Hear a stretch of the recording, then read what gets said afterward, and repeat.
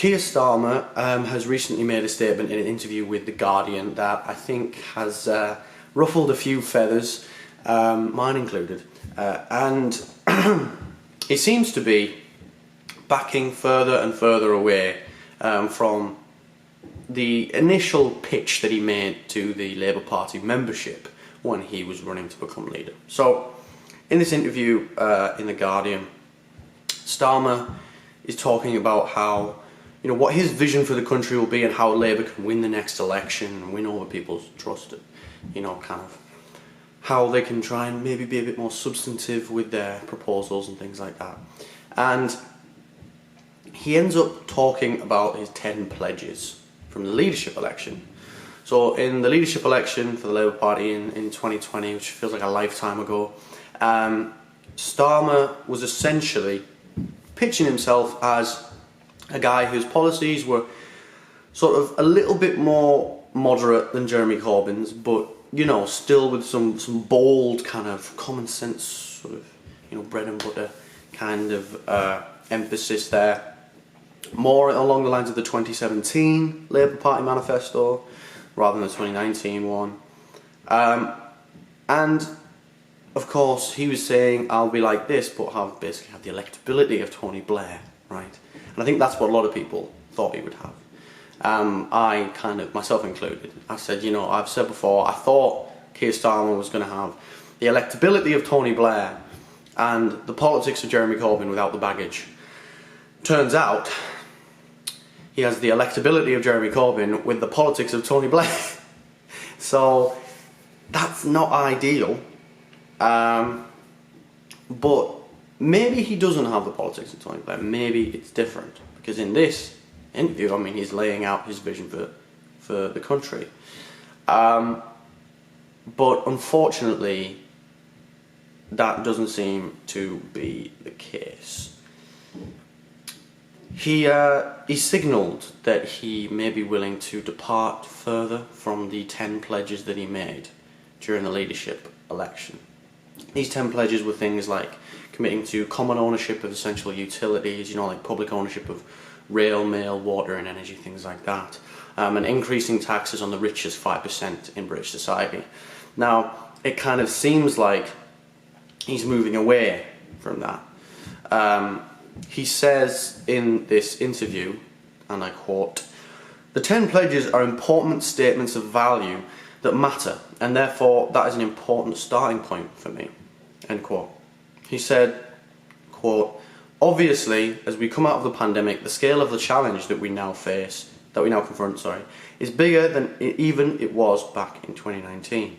If anything, the scale of the answers has to be commensurate with the challenge. That's what I'll be setting out in my conference speech." And by conference speeches, obviously, he was talking about the Labour Party conference in September, which I will be going to. So, could have some really cool content on that.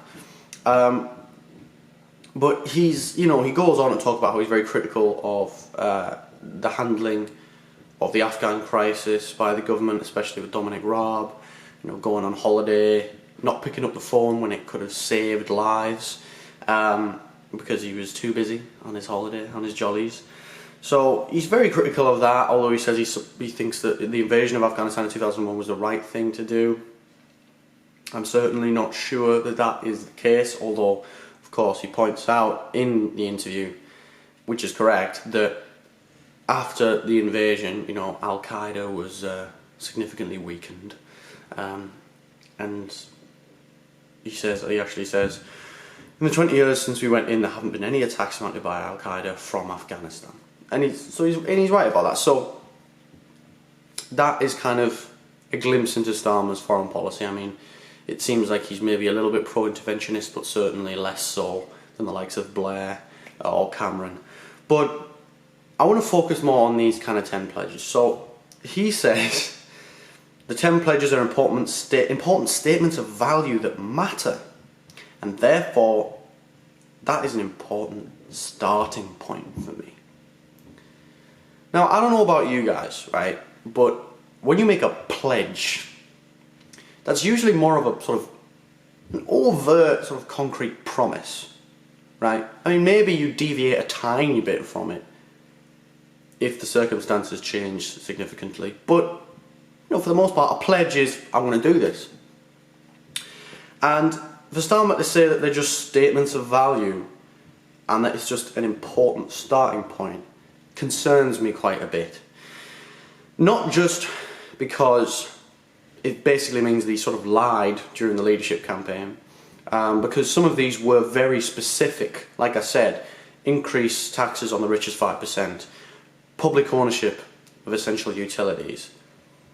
Those are very specific policies, and yet he's now saying that they were just kind of statements of value. If they were statements of value, he would have said something more like, improve the quality of our essential utilities,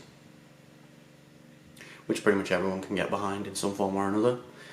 If they were statements of value, he would have said, make sure we have a fair tax system. But he goes specifically in the 10 pledges to say, richest 5%, you need to pay more in tax, right? Especially the ultra wealthy. And he also, I think in that same pledge, he also talked about cracking down on tax evasion and tax avoidance, closing tax loopholes and making huge corporations pay their fair share and things like that. And obviously, now in the budget, the most recent budget, it was the Conservatives who were pro increasing taxes on the wealthiest and on large corporations, and Labour who were criticising them, saying we shouldn't do that, which is quite odd. But those kind of policies are overt, they're very specific. So clearly he basically misled people, right? But that's not the only reason that this concerns me a lot and it's made me a bit angry. The other reason is that those were pretty much all very popular policies amongst the general public.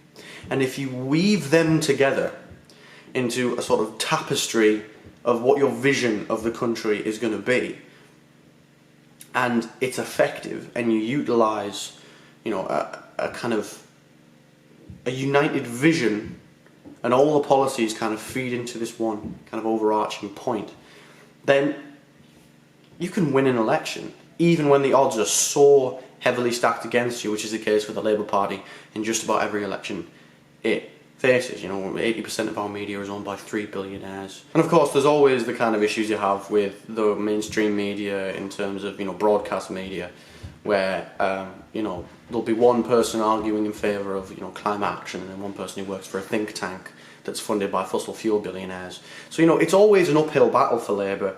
But if you have those kind of concrete, common sense policies that appeal to the kind of the bread and butter issues that the British people are facing, and you kind of craft a vision for the country that seems plausible, that seems positive, that seems progressive, then I think, you can definitely win an election. But it looks like Starmer's moving away from those common sense policies. And so far, we've only seen a handful of policies from him and his team. And only about half of them have actually been any good. The best one by far has been the Green New Deal policy. And even that isn't, as good as it should be, although I'd definitely say that it's a good policy.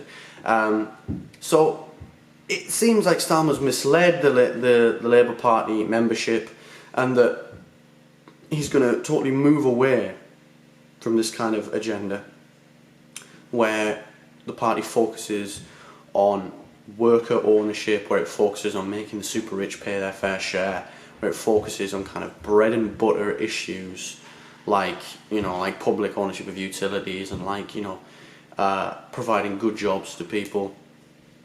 And, there's plenty of other things that need to be focused on. I just hope, if there isn't as much emphasis on that and Labour instead talks about things that they've been talking about at the moment, when they've been talking about raising the minimum wage, and when they've been talking about, the Green New Deal policy and stuff like that, I just hope that they sort of present that to the public in a way that actually cuts through.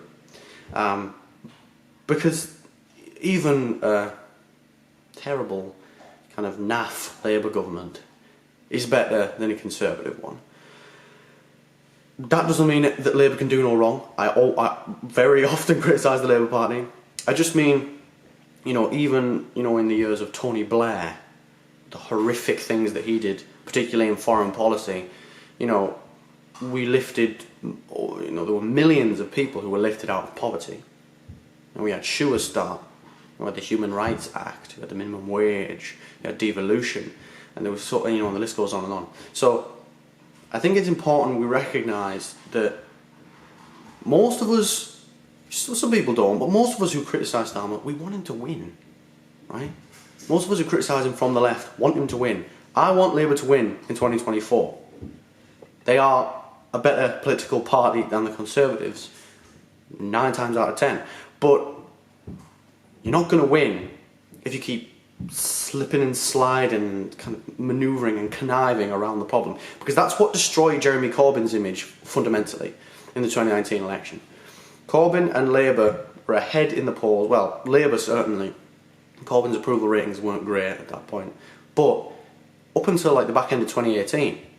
But then because of the constant manoeuvring and avoiding questions about the Brexit policy and things like that, Corbyn's appeal as the straight talker, the guy who's not like other politicians, he says what he means what he says, that just evaporated, and suddenly he was like every other politician, except he was a lefty and he wanted to, nationalise your mum and implement Sharia law or whatever, the ridiculous criticisms that were levied at him were. But there were plenty of legitimate ones, of course. So there's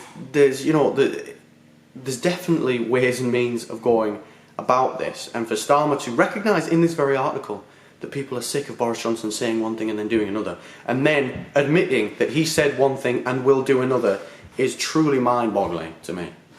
But I want to know what your thoughts are. Do you think that Starmer's policies when he kind of lays out more of that in the conference speech, that'll actually instill a lot more confidence and support from the public?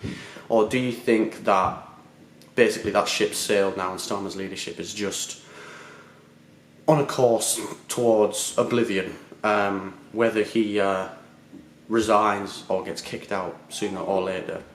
I want to know your thoughts. So thank you all very much for watching, as always, and I'll see you in the next one.